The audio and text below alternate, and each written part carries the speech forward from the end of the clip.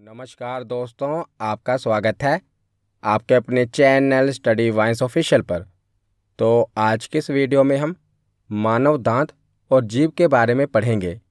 तो पाचन तंत्र को पढ़ने से पहले हम पाचन तंत्र का ही भाग दांत और जीभ के बारे में पहले पढ़ लेते हैं, क्योंकि ये थोड़ा अलग टॉपिक है। इसे नेक्स्ट वीडियो में हम पूरा पाचन तंत्र पढ़ लेंगे। तो पहले हम पूरे टॉपिक को अच्छे से पढ़ेंगे और लास्ट में प्रीवियस ईयर क्वेश्चन भी कवर करेंगे। तो चलिए बिना देरी किए हुए वीडियो को शुरू करते हैं। तो चलिए वीडियो की शुरुआत करते हैं। तो सबसे पहले देखते हैं कि दांतों के अध्ययन को क्या कहा जाता है, दांतों की स्टडी को क्या कहा जाता है। तो ओडोंटोलॉजी कहा जाता है।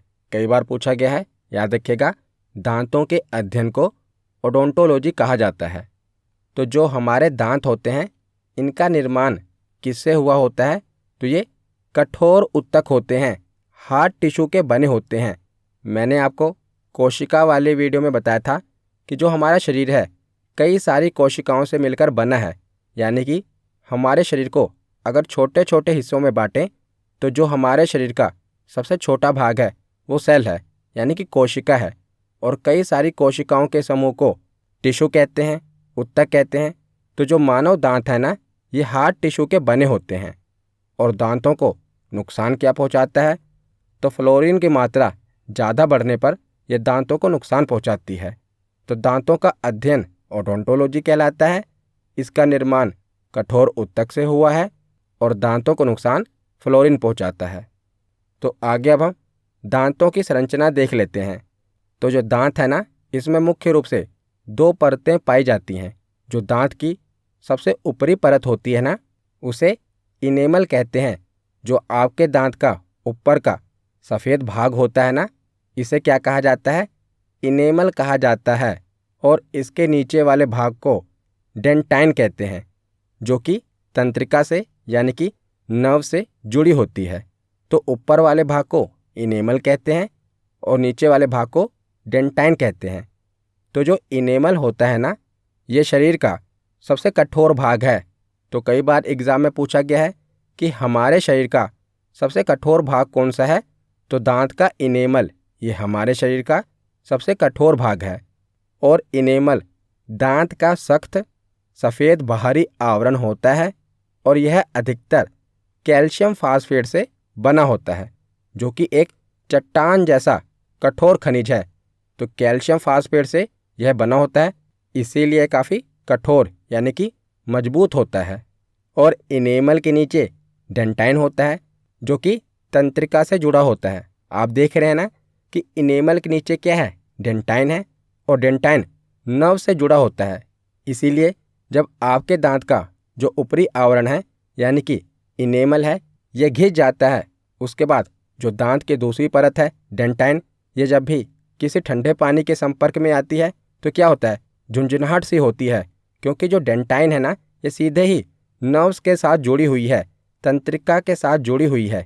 इसीलिए जब दांत का ऊपरी आवरण यानी कि इनेमल घिस जाता है और डेंटाइन किसी ठंडे चीज़ के संपर्क में आता है तो हमारे दांत में झुंझुनाहट महसूस होती है, क्योंकि जो डेंटाइन है ना, ये सीधे ही नर्व्स के संपर्क में होता है।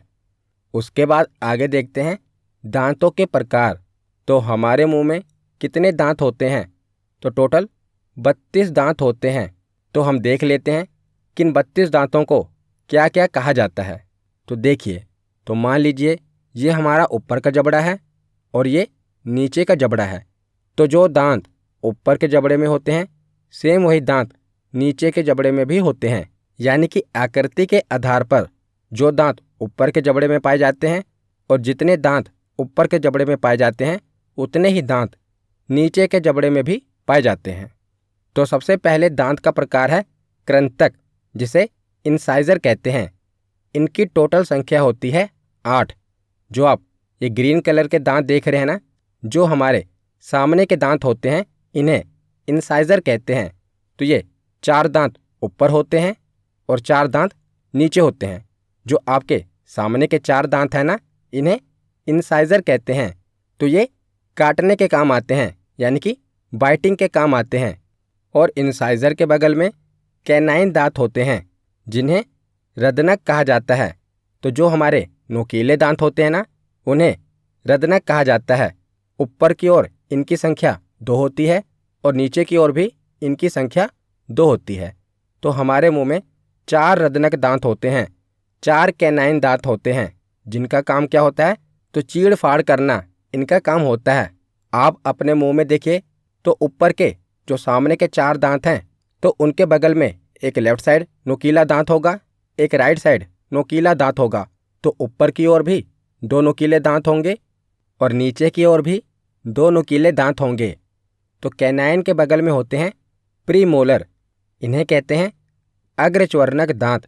तो जो ये पैरेट ग्रीन कलर के दांत दिख रहे हैं ना, इन्हें प्रीमोलर कहा जाता है। तो आप देख रहे हैं कि कैनाइन दांत के बगल में लेफ्ट साइड भी 2 प्रीमोलर दांत हैं और राइट साइड भी 2 प्रीमोलर दांत हैं। तो 4 प्रीमोलर दांत ऊपर हैं और 4 ही प्रीमोलर दांत नीचे हैं। तो टोटल इनकी संख्या होती है 8। तो ये दांत भोजन को चबाने के काम आते हैं। उसके बाद जो सबसे आखिरी में दांत होते हैं उन्हें च्वर्णक कहा जाता है, मोलर कहा जाता है।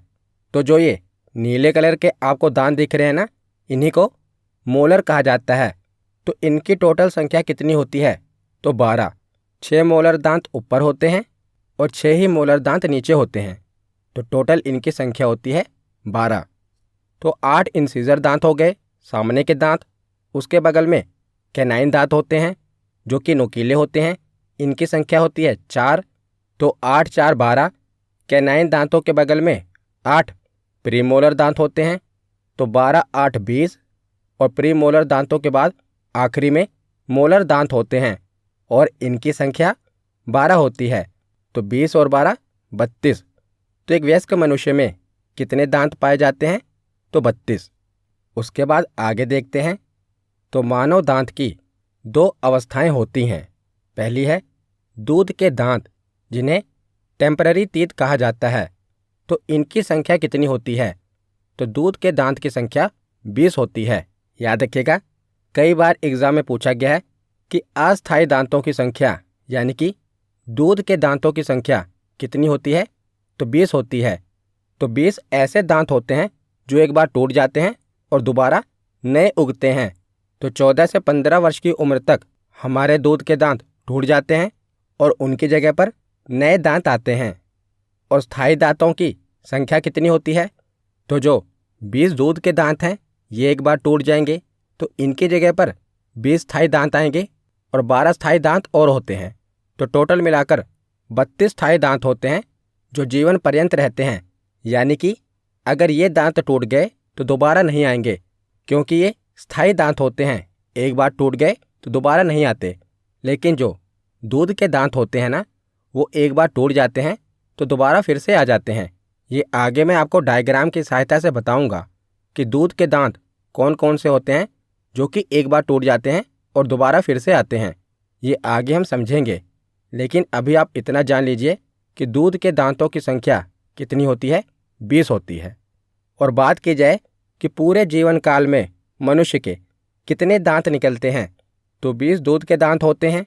पहले ये निकलते हैं, फिर ये दूध के दांत टूट जाते हैं और इनकी जगह पर 20 नए दांत आते हैं और 12 दांत स्थायी होते हैं जो कि केवल एक ही बार निकलते हैं। तो 20 20 40 और 12 52। तो मनुष्य के पूरे जीवन काल में कुल कितने दांत निकलते हैं, तो 52 दांत निकलते हैं। याद रखिएगा, अगर आपसे पूछा जाए कि एक वयस्क मनुष्य में कितने दांत होते हैं, तो 32। और ये पूछा जाए कि अस्थायी दांत या दूध के दांत कितने होते हैं, तो 20। और अगर ये पूछ लिया जाए कि पूरे जीवन काल में मनुष्य के कितने दांत निकलते हैं, तो 52 दांत निकलते हैं। ये तीनों ही प्रश्न याद रखिएगा। अब आगे हम दांत सूत्र यानी कि डेंटल फॉर्मूला देख लेते हैं। तो आज के लिए एग्ज़ाम में पूछा जाता है और अक्सर स्टूडेंट इसे पढ़कर नहीं जाते, लेकिन ये इम्पोर्टेंट है और बहुत ही आसान है, इसे रटना नहीं है। मैं आपको बहुत ही आसान तरीके से समझाता हूँ कि ये डेंटल फॉर्मूला है क्या। तो इसमें क्या होता है कि दांतों को 4 भागों में बांट देते हैं। ऊपर के जबड़े को 2 भागों में और नीचे के जबड़े को भी दो भागों में। तो ऐसा क्यों करते हैं? क्योंकि अगर आप जैसे जो ऊपर का जबड़ा देखेंगे तो जो पैटर्न लेफ्ट साइड के दांतों का होगा वही सेम पैटर्न राइट साइड के दांतों का भी होगा। तो जैसे लेफ्ट साइड में इंसीजर दांत कितने हैं? 2 हैं। तो राइट साइड में भी 2 ही इंसीजर दांत होंगे। तो जो पैटर्न ऊपर के दांतों में होगा तो जाहिर सी बात है कि नीचे के जबड़े के दांतों में भी सेम पैटर्न होगा। तो इसीलिए क्या किया जाता है कि इन्हें 4 भागों में बांट दिया जाता है और केवल एक ही भाग के दांतों की संख्या देखी जाती है। क्योंकि जो एक भाग के दांतों की संख्या होगी उसी को अगर आप 4 से मल्टीप्लाई कर देंगे तो टोटल दांतों की संख्या आ जाएगी। जैसे मान लीजिए हम ऊपर से केवल लेफ्ट साइड के दांत देखते हैं। तो जैसे लेफ्ट साइड में 2 इंसीजर दांत हैं तो इसको आप 4 से मल्टीप्लाई कर दो तो टोटल इंसीजर दांत कितने होते हैं? तो 8 होते हैं ना। हमने केवल एक ही साइड में देखा, इससे हमें सारे दांतों के बारे में पता चल जाएगा। तो 2 इंसीजर दांत हैं, उसके बगल में एक कैनाइन दांत है। एक को अगर आप 4 से मल्टीप्लाई कर दो तो 4 कैनाइन दांत होते हैं। उसके बाद 2 प्रीमोलर दांत है, 2 को आप 4 से मल्टीप्लाई कर दो तो कितने प्रीमोलर दांत हो गए? 8 प्रीमोलर दांत हो गए। उसके बाद 3 मोलर दांत होते हैं, लेफ्ट साइड में भी 3 मोलर दांत हैं, राइट साइड में भी 3 मोलर दांत हैं। और जो ऊपर है नीचे सीधा ही कॉपी पेस्ट हो जाएगा। तो 6 मोलर दांत अगर ऊपर हैं तो 6 ही मोलर दांत नीचे होंगे। तो हमने लेफ्ट साइड में कितने मोलर दांत पढ़े? 3। 3 को 4 से मल्टीप्लाई कर दो, कितना आएगा? तो 12 मोलर दांत होते हैं। तो डेंटल फॉर्मूला कैसे निकलता है? तो हमने 4 भागों में बांटा था, केवल एक ही भाग के हम दांत लेंगे। जैसे कि एक ही भाग में इंसाइजर दांत कितने हैं? 2। कैनाइन दांत कितने हैं? 1। उसके बाद प्रीमोलर दांत कितने हैं? 2। और मोलर दांत कितने हैं? 3। तो अडल्ट के दांतों का डेंटल फॉर्मूला क्या होगा? 2 1 2 3। और इसी को 2 से मल्टीप्लाई कर दिया जाता है क्योंकि लेफ्ट साइड भी उतने ही दांत हैं और राइट साइड भी उतने ही दांत हैं। और नीचे की ओर भी सेम ही संख्या लिख दी जाती है, 2 1 2 3। तो जब भी आपसे एग्ज़ाम में यहाँ से प्रश्न पूछा जाता है तो ऑप्शन ऐसे दिया होता है कि 2 1 2 3 बटे 2 1 2 3, यानी कि मल्टीप्लाई 2 नहीं दिया होता, केवल बटे में दिया होता है। 2 1 2 3 बटे 2 1 2 3 ऐसा ही ऑप्शन दिया होता है, मल्टीप्लाई वगैरह कुछ नहीं दिया होता। तो अडल्ट का डेंटल फॉर्मूला हमने देख लिया। अब हम बच्चे के दांतों का डेंटल फॉर्मूला देख लेते हैं। तो जैसा कि हमने पढ़ा था कि दूध के दांतों की संख्या कितनी होती है? तो 20। तो जो एक बच्चा होता है उसमें दांतों की संख्या कितनी होगी? 20 होगी, क्योंकि अभी उसमें केवल दूध के दांत ही निकले होते हैं। तो एक बच्चे में दांतों की संख्या होती है 20। तो देख लेते हैं कि बच्चे में कौन से दांत नहीं पाए जाते। तो देखिए, जैसे एक वयस्क में इंसीजर दांत कितने होते हैं? 8 होते हैं। ठीक उसी प्रकार बच्चे में भी 8 इंसीजर दांत होते हैं। 4 ऊपर होते हैं, 4 नीचे होते हैं। उसके बाद जैसे अडल्ट में 4 कैनाइन दांत होते हैं, बच्चे में भी 4 कैनाइन दांत होते हैं। उसके बाद अडल्ट में 8 प्रीमोलर दांत होते हैं। तो यही याद रखेगा कि बच्चों में प्रीमोलर दांत नहीं होते। तो कई बार एग्जाम में पूछा गया है कि बच्चों में कौन से दांत नहीं होते? तो जो ये अग्रच्वर्णक दांत हैं, प्रीमोलर दांत हैं, ये बच्चों में नहीं होते।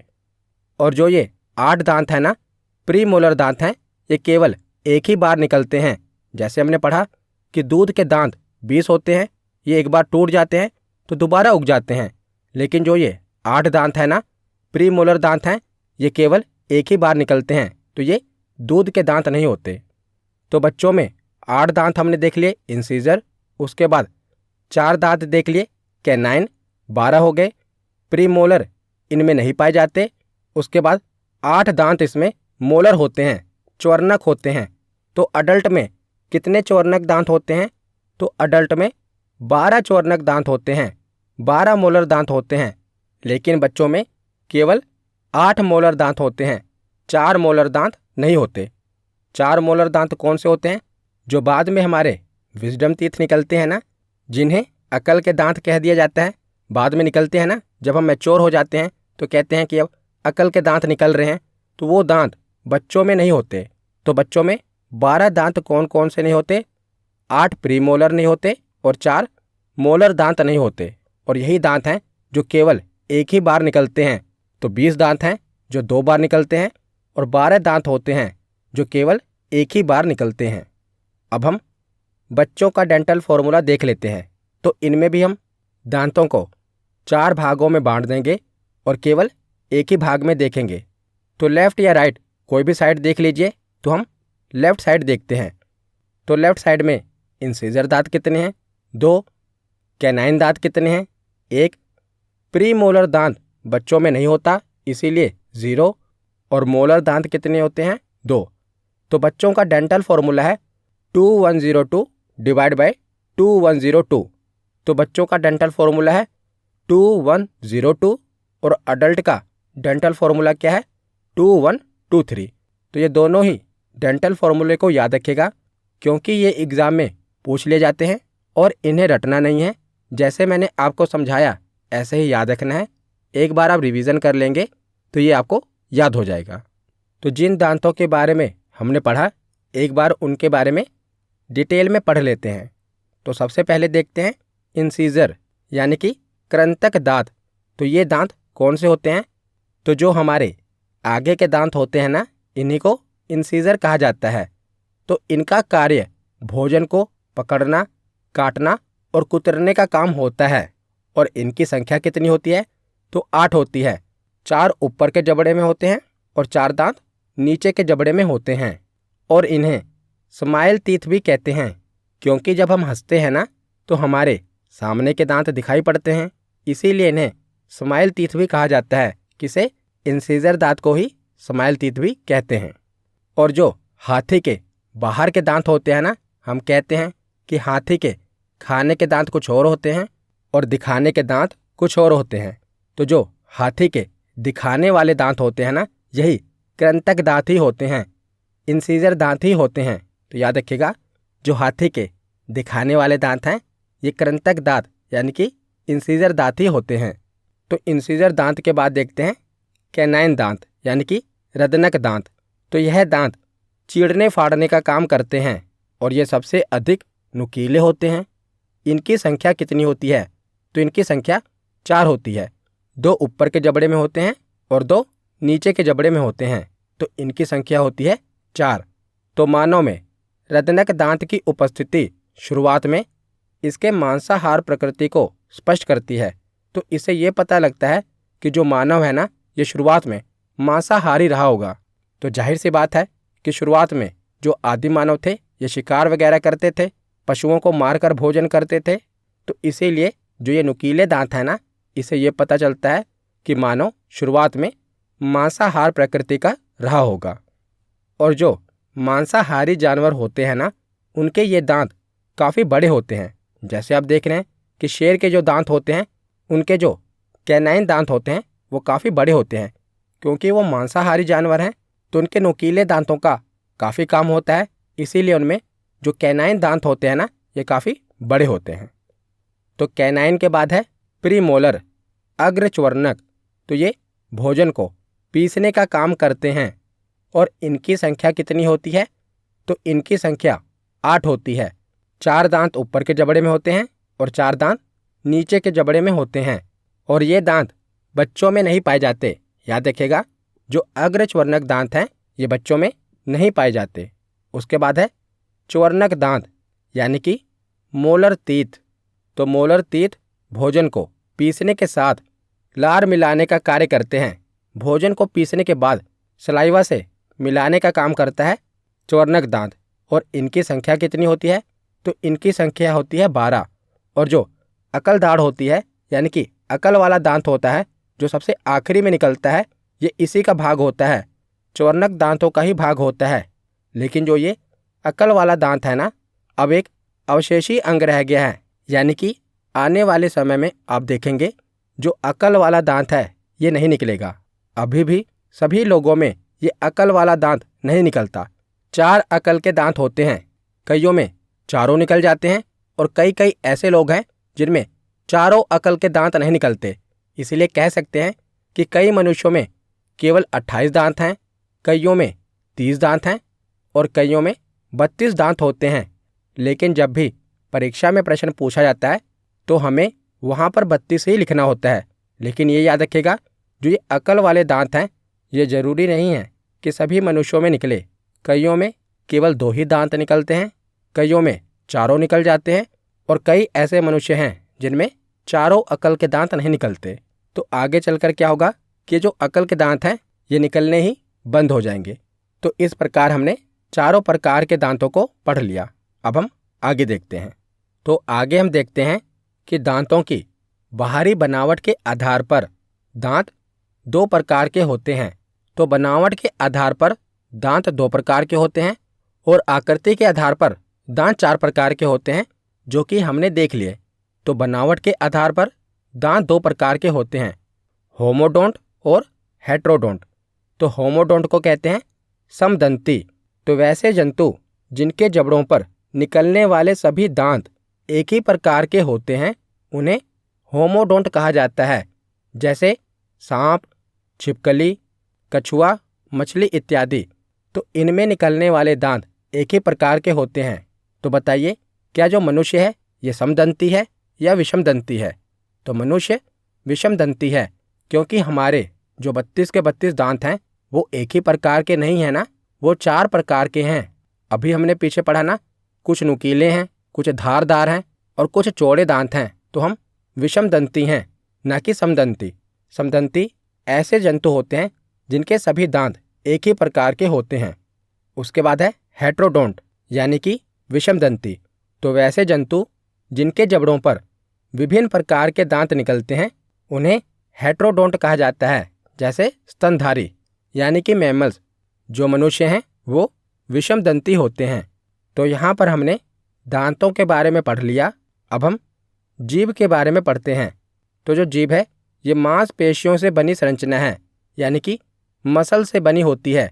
हमारे जीभ में कोई हड्डी नहीं होती, ये मसल से बनी होती है और इस पर स्वाद कलिकाएं पाई जाती हैं, जिन्हें टेस्ट बड्स कहा जाता है। इसी की सहायता से हमें स्वाद के बारे में पता चलता है। तो जो जीभ है ये एक संवेदी अंग है जो कि स्वाद बताने का कार्य करती है। और मनुष्य में जो टेस्ट बड्स की संख्या है, यानी कि स्वाद कलिकाओं की संख्या है, ये लगभग 2000 से 8000 के बीच होती है और उम्र के साथ इनकी संख्या घटती जाती है। हमारी जो स्वाद कलिकाएं होती हैं जिनसे हमें स्वाद के बारे में पता चलता है, जैसे जैसे हमारी उम्र बढ़ती जाती है ना, वैसे वैसे इनकी संख्या घटती जाती है। और जो हमारे जीभ का मध्य भाग होता है ना, ये किसी भी प्रकार के स्वाद का पता लगाने की क्षमता नहीं रखता, अर्थात स्वादहीन होता है, टेस्टलेस होता है। हमारे जीभ का जो ये अब रेड कलर में देख रहे हैं मध्य का भाग है ना, ये स्वादहीन होता है, यहाँ से किसी भी प्रकार के स्वाद का पता नहीं लगता। तो एक बार देख लेते हैं कि हमारी जीभ के किस हिस्से से किस प्रकार के स्वाद का पता लगता है।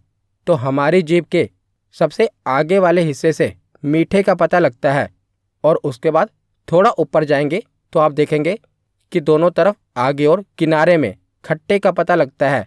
उसके बाद थोड़ा और पीछे जाएंगे तो पीछे की ओर किनारे में नमकीन का पता चलता है, सोल्ट का पता चलता है और जीभ के आखिरी में यानी कि पीछे वाले भाग में बिटर, कड़वे का पता चलता है।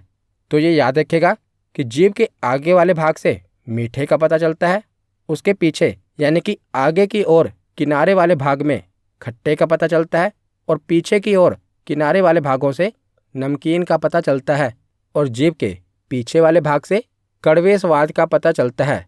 लेकिन जीभ के मध्य भाग में किसी भी प्रकार के स्वाद का पता लगाने की क्षमता नहीं होती। उसके बाद आगे है कि जीभ पर पाए जाने वाले छोटे छोटे दाने, इन्हें पैपिली कहा जाता है। तो जीभ के ऊपर स्वाद कलिकाएं होती हैं और स्वाद कलिकाओं के ऊपर पैपिली होता है, यानी कि जो टेस्ट बड होते हैं ये पैपिली के नीचे होते हैं।